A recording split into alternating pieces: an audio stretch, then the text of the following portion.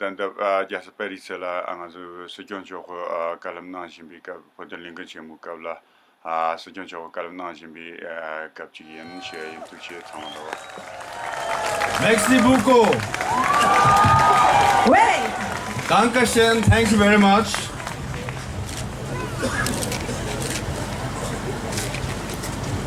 Actually, I want to thank Honorable Zachue Rangdra for introducing me and speaking my speech as well. So I think I did not add more than what he said. The passion with which he said and the succinct message that he delivered, I think I have not much left to say. Perhaps I should say I agree with Rangdra and then sit down.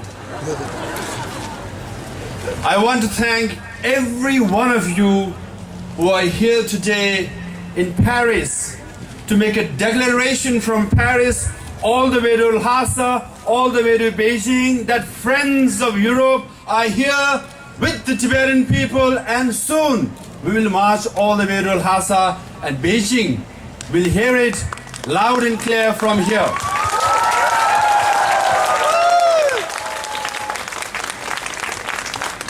And I think it's a good sign. As we arrived here, wind also started blowing, because many of you were carrying Tibetan flags, and it needed a bit of wind to blow it so that the Chinese government will see that the Tibetan flag is flying very high right here in Paris, and one day soon we'll hoist this flag on the rooftop of Potala Palace with His Holiness Dalai Lama.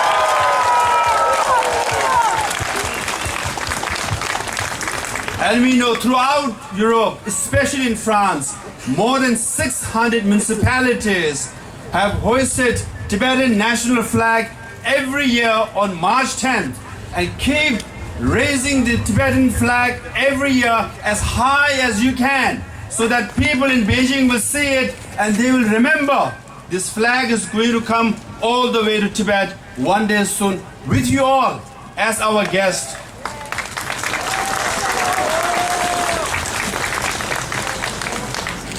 And I think the sun is also saying yes. And I'm here actually to share with you rather a sad chapter in Tibet's history. Several days ago, 47-year-old woman from a nomadic family committed self-immolation. She burned herself and she died at 3 a.m. in the morning. It so happened, as per lunar calendar, it was the 15th day or the full moon day of the Tibetan New Year.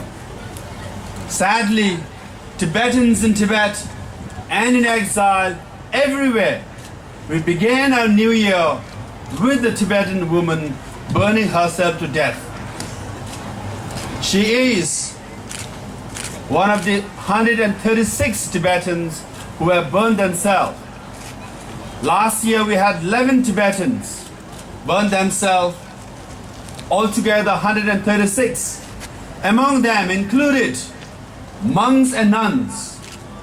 But the majority of those 136 Tibetans who burned themselves were lay people, nomads and farmers, father and mother, students and teachers from all across Tibet.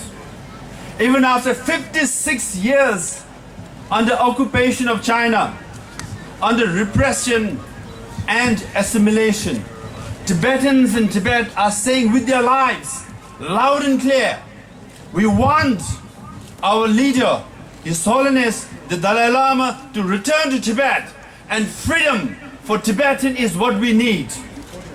What they're saying is occupation is unacceptable and repression is unbearable. That is the message from inside Tibet. Despite all this, instead of listening to the Tibetan voices with pain and sadness and desperation and determination, Chinese government is imposing more repressive policies on the Tibetan people. For example, now Tibetans have to carry an identity card with second generation high-tech chip in it. Any Tibetan goes anywhere in Tibet. There are several checkposts in many of the urban centers. You have to show your ID card. When you swipe it, they will know where you're from and all your biodata because your biometric is in it. Now Tibetans are saying your ID card is like your shadow, without which you cannot move around. Even the Chinese tourists who have been to Tibet are saying Tibet is like a war zone. There are too many military presence, there are too many policemen, there are too many plainclothes spies, there are too many sharpshooters on rooftops looking down at you, and there's too many surveillance cameras following you. This is the situation in Tibet. It's very similar to what was in South Africa during the apartheid regime, what is happening in North Korea, what was in East Germany, the grid system, the surveillance cameras, the spies that follow Tibetans around is unacceptable. In every major monastery in Tibet, there is what they call Democratic Management Committee, which consists of Communist Party members controlling every monastery, who gets in, who gets out, who becomes, or who is allowed to become monk or nuns, or who should be expelled from monastery. We all know His Holiness Dalai Lama. We all revere him. We all have seen him. We all have heard him. We all have met him. Some of us were lucky enough to shake his hands and get his blessing. But Tibetans in Tibet are saying, he is our most revered leader. He belongs to us as much as you. You have met him, you have seen him, you have heard him. We want to hear him. We want to meet him. That's all we want. It's been 56 years now, Tibet being under occupation. Hundreds and thousands of Tibetans have died. And every day, elder generation is leaving this world without their dreams being fulfilled, without their aspirations being fulfilled, without their longing to meet with His Holiness Dalai Lama without being fulfilled. Yet, the third generation of Tibetans, the first generation, second generation, now third generation of Tibetans who are young, who are born and brought up under the occupation of China, who have not met His Holiness Dalai Lama, who has not met with exiled Tibetans, yet they are in the streets demanding what is their right, their freedom, their liberty. Hence today's rally right here in Paris and France is significant because this is France, this is the land of French Revolution. This is the land from where the term liberty is made very famous all around the world. Hence what Tibetans are saying is we want liberty like the French people. We want liberty that you had. And hence our appeal is that Tibetans want liberty. At the same time we are here to remind France and European countries, liberty is what you got. Liberty is what we want. And French leaders are appealed to support liberty of Tibet. If you cannot support us, you have to answer the word liberty to French people and to the rest of the world. And equality is another word made very popular by the French Revolution. And equality is also what we seek. That is the message from inside Tibet. Hence, from France, from Paris, the declaration what we make will be for liberty and equality. And hence, leaders in France, I appeal to stand with us for liberty and equality. If you don't stand with us, explain to the rest of the world the very principles on which the French Revolution was founded and the very principles inscribed in your constitution. That is your responsibility. Our duty is to come here and appeal to you. And I'm absolutely certain the leaders in France will stand for liberty and equality of Tibet.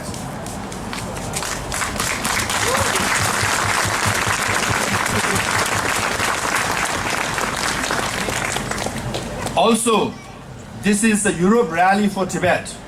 And in the Constitution of European Union, democracy and human rights are considered, are declared as the inherent, integral part of the European Union. And that's exactly what Tibetans are saying. We want democracy. We want human rights for us. Please, your constitution says that you have declared so. So support our democracy and support our human rights. And I'm pretty sure European leaders will support democracy and freedom and human rights of the Tibetan people. If you don't, please read your constitution again and again and explain the rest of the world why you're not supporting us. In that sense, I really want to thank many Europeans here in this gathering.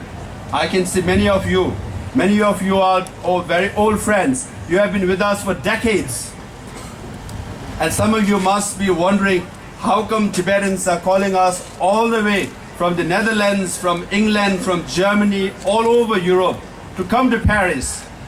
We have asked you to come here one more time. One more time. So the next time we'll march all the way to Lhasa together. But we might have to march again and again. We have to remind our leaders in Europe and in France that what Tibetans want is exactly what we have. Recently, Chinese government has made some funny statements, disturbing statements. Some of the Communist Party members have declared during their National Assembly that His Holiness the Dalai Lama's reincarnation will be decided by the Communist Party of China. And they want the reincarnation of Dalai Lama, and Dalai Lama cannot stop the reincarnation of Dalai Lama. Now, if you read Chinese media or any Western media, for decades, Chinese government and the Communist Party leaders have criticized His Holiness the Dalai Lama time and again and again and again, all the time. We all know when His Holiness Dalai Lama met Mao Zedong in 1954, Mao Zedong came closely to His Holiness and whispered to his ear, "Religion is poison." That's what he said. And His Holiness the Dalai Lama was called and is called a spiritist. And some Chinese leaders have also called him the devil. But they want the reincarnation of the devil. They want the reincarnation of the spiritist now.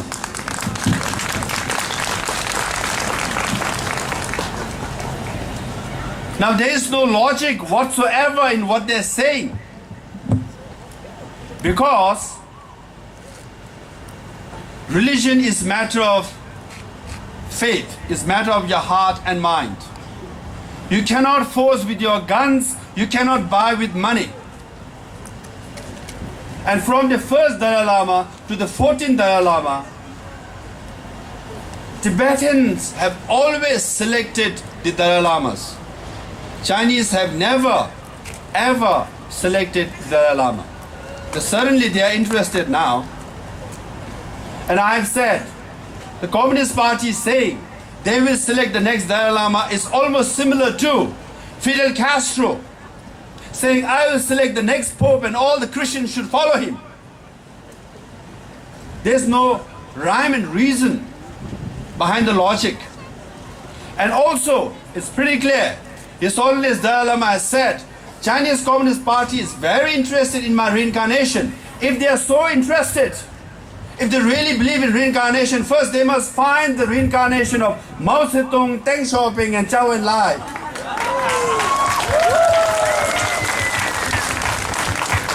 Actually, they have done more things for China. Then they can come and discuss about reincarnation of Dalai Lama. And also the idea of reincarnation, I think Chinese leaders should get it very clearly.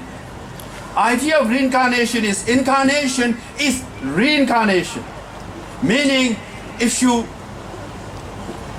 leave your mission and vision in exile, you will be born in exile to continue the mission and vision of the previous Dalai Lama.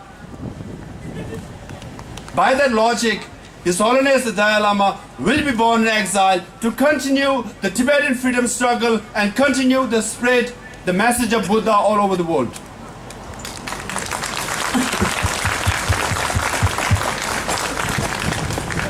If the Tibetan issue is not resolved, His Holiness the Dalai Lama will not be born in China because there is no religious freedom, because they banned the photograph of Dalai Lama. Why would His Holiness Dalai Lama go to China and to be reborn there? And His Holiness Dalai Lama cannot be born in Tibet as well because Tibet is under occupation. Tibetans are facing repression. Tibetans cannot meet and worship and pray His Holiness Dalai Lama. So he will be born in exile by that logic. So I think the Chinese government should read the definition of reincarnation and know that 14 Dalai Lama has come to this world, and all the time we the Tibetans have selected the Dalai Lama, and we will select the next Dalai Lama as well. But His Holiness the Dalai Lama is going to be 80 years this year. He is very healthy. He maintains a very robust schedule. I have traveled with him. In fact, we get tired at the end of the day, but he doesn't. So Chinese leaders will be sorely disappointed that His Holiness is going to live for very, very long time.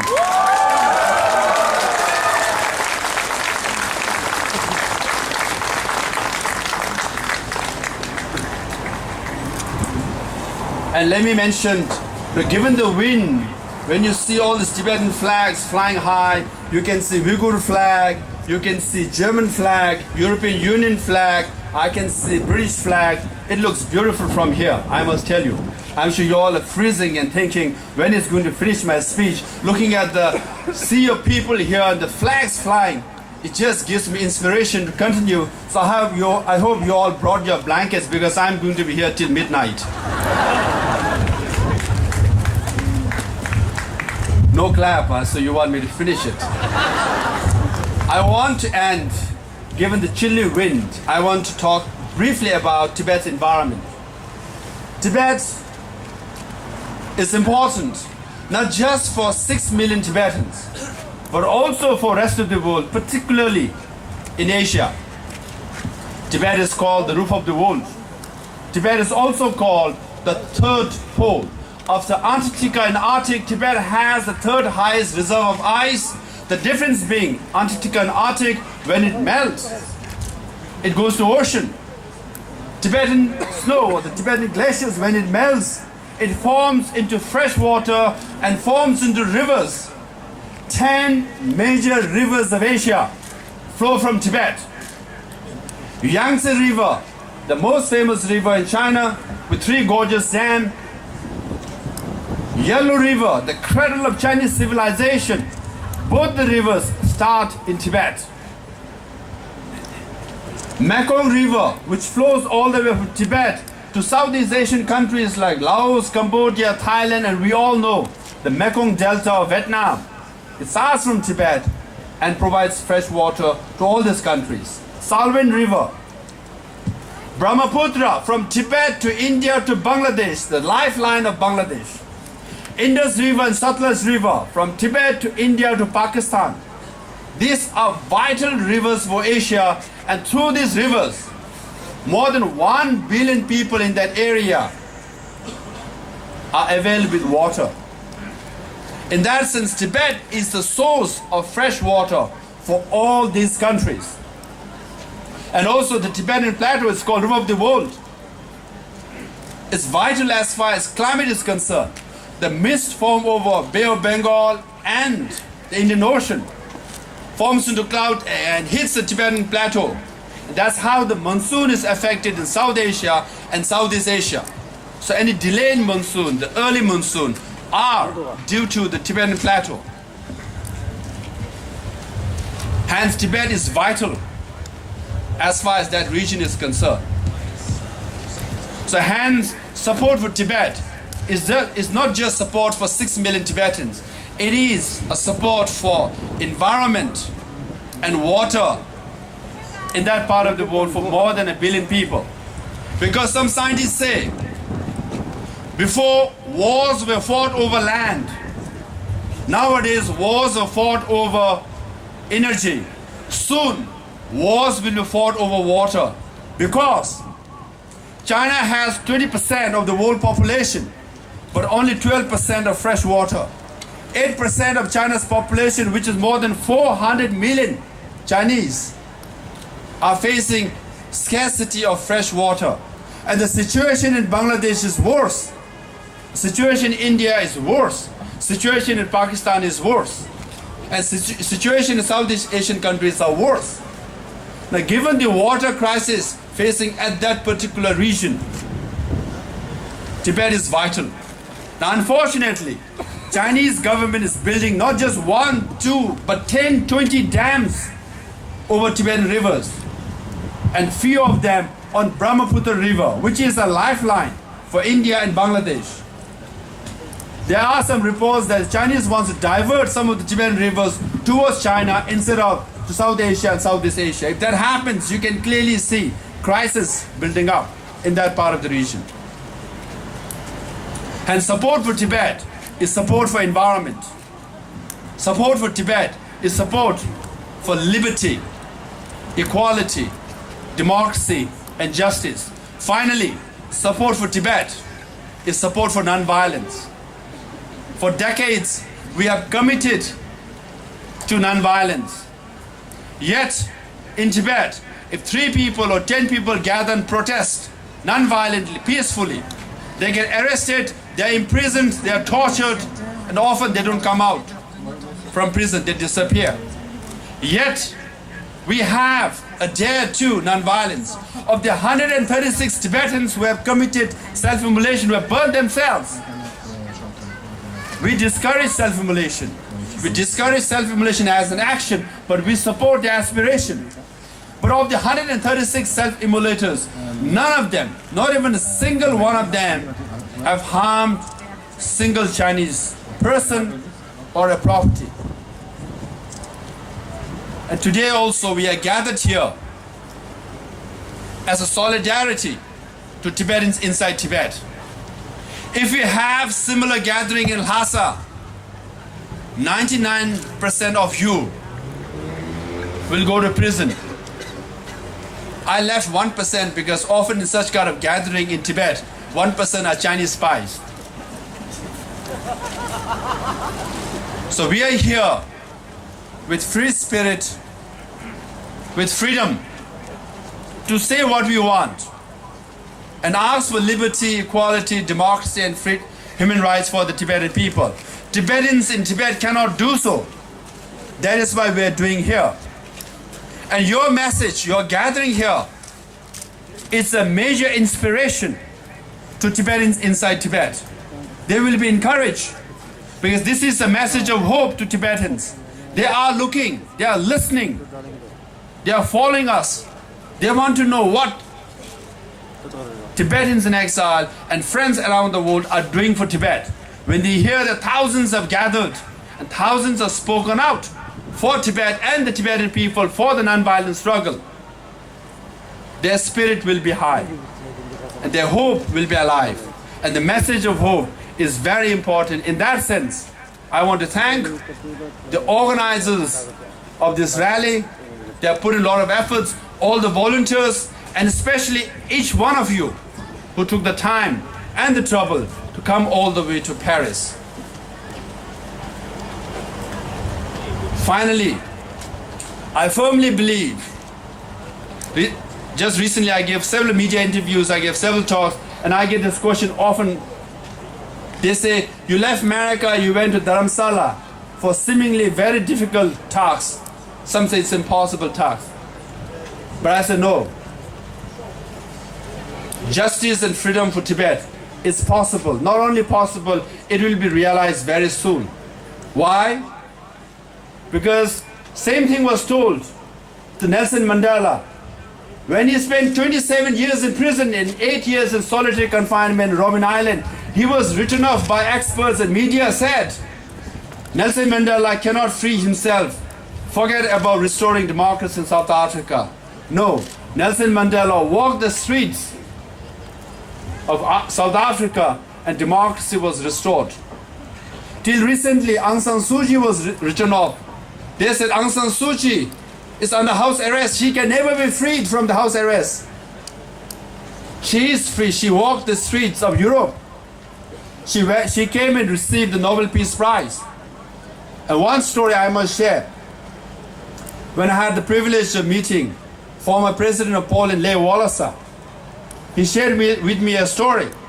He said, when the East Germany and West Germany was divided, the Chancellor of West Germany and the Foreign Minister of West Germany visited him. And then Foreign Minister asked Lech Walesa and said, what do you think of all the students and youth gathering around the Berlin Wall? And Lech Walesa told him, Berlin Wall is coming down, be prepared. And then the Foreign Minister of West Germany said, oh, we like that kind of trouble, but it is not going to happen in my lifetime. 2 weeks later, Berlin Wall came down. Similarly, in this day and age of social network, in this day and age of Arab Spring, in this day and age, the Western Sahara, in this day and age of East Timor, when Northern Ireland can sign the Good Friday Agreement, everything is possible, anything is possible, particularly the story of Tibet, non-violent struggle of Tibet is also possible. When that happens, that story will be one of the best and the beautiful stories of the 21st century.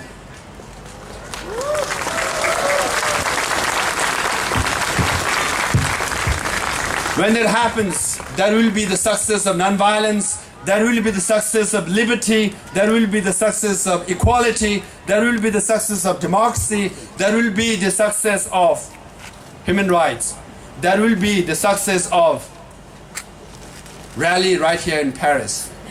You will be contributing to that success. For that reason, I want to thank on behalf of 6 million Tibetans to our friends from all over. Be with us, march with us, few more times, only few more times. We are getting there very soon. Thank you very much. Thanks to Lech. Merci, Votre Assemblée. Merci. On l'applaudit. On peut l'applaudir encore. Merci beaucoup. Tujuh yang wigrewa tam malam yo, angkat cacirang dan ni ngusa cian ni ke, hanya belang ayen sama lo terhitela tang sama la, moni ke ci sanjungan ni ke ci sama lo tender tak secik yang wig malam sevian sama lo terhitela.